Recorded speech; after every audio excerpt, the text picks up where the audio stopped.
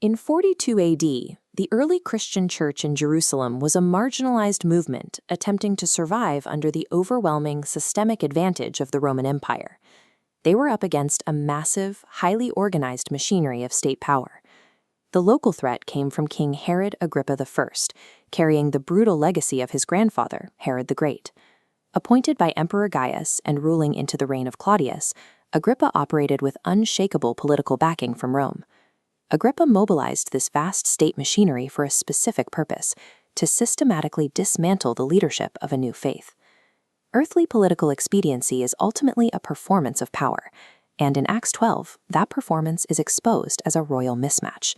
The vast state machinery of Rome is rendered powerless when set against divine sovereignty. The persecution detailed in Acts 12 did not stem from any legal infractions by the Christians. Agrippa simply saw an opportunity to secure a higher approval rating among the Jewish majority. He begins by arresting members of the church and has James, the brother of John, executed with a sword. The political calculus paid off. Seeing that the execution pleased his constituents, Agrippa recalculates, pivots, and seizes the Apostle Peter during the highly populated Feast of Unleavened Bread. This behavior exposes a ruling class model driven by a fear of public opinion. It operates as a parasite, relying on the extraction of prestige by staging grand exhibitions of violence. Even rulers with immense inherited privilege will readily sacrifice innocent lives on the altar of political expediency to secure their own positions. James is martyred, while Peter is miraculously rescued. Both faced the exact same Roman political machine for the exact same crime. How do we reconcile God's power with these radically disparate outcomes? Why does one die while the other walks free? The text forces a stark conclusion. These outcomes are dictated entirely by the sovereign will of God. Human merit and earthly concepts of fairness do not factor into the equation. God allocates outcomes to maximize his overarching plan. He gives Agrippa exactly enough rope to hang himself, while granting James an early and glorious resurrection. The believer does not hold a right to dictate where their faith leads, nor do they get to demand specific earthly outcomes in exchange for obedience.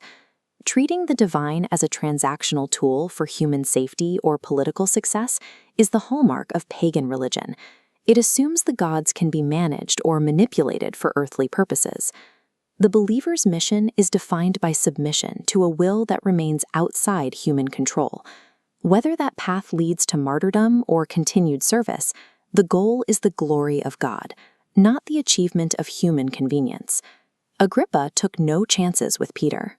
On the eve of a public trial, the apostle was bound with 2 chains, sleeping directly between 2 soldiers, with 4 squads of guards securing the outer doors. The church deployed its only available countermeasure: earnest, unified prayer. The resulting rescue is clinical. An angel of the Lord appears, a light illuminates the cell, Peter's chains simply fall from his wrists, and the human guards sleep through the entire event, entirely neutralized.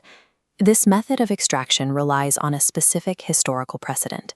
God replicates the exact mechanics of the Exodus narrative, leading Peter straight out of a modern Egyptian-style prison.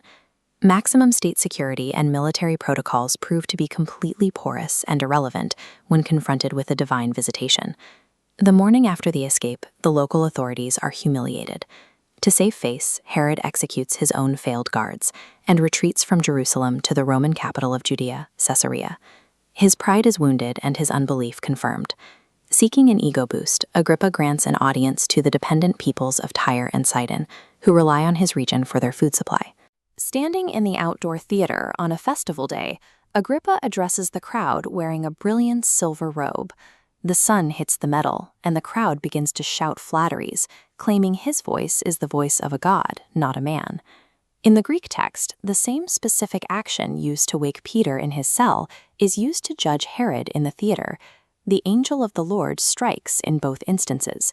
One divine visitation brings life, the other brings death.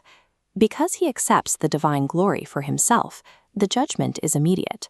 Agrippa is struck with severe internal pains, is eaten by worms, and dies 5 days later. Thematically, Agrippa steps into the role of the New Testament antitype of Pharaoh and Sennacherib. He is the state oppressor eliminated by the angel of the Lord. The same divine power that brings miraculous deliverance to those serving God's mission delivers swift annihilation to the proud who attempt to usurp his glory. The political oppressor is dead, and the target of his persecution is thriving. As verse 24 states, the word of God kept on increasing and multiplying. Yet in Jerusalem, an important theological milestone is reached. Peter's miraculous escape did not yield mass conversions among the Jewish populace. Instead, it cemented the nation's rejection of Jesus as the Messiah. This map shows the direct consequence of that unbelief. The epicenter of the faith detaches from Judea and rapidly spreads out into Antioch and the surrounding Gentile territories. Agrippa's violent initiative to suppress the early church failed entirely. In the end, his actions only accelerated the geographical expansion of the exact faith he tried to destroy. The state may hold the power to tax, arrest, and execute, but earthly power is ultimately playing out a script written by divine providence. God's plans are immune to human legislation. They cannot be delayed, negotiated, or outdone by any political maneuver engineered on earth.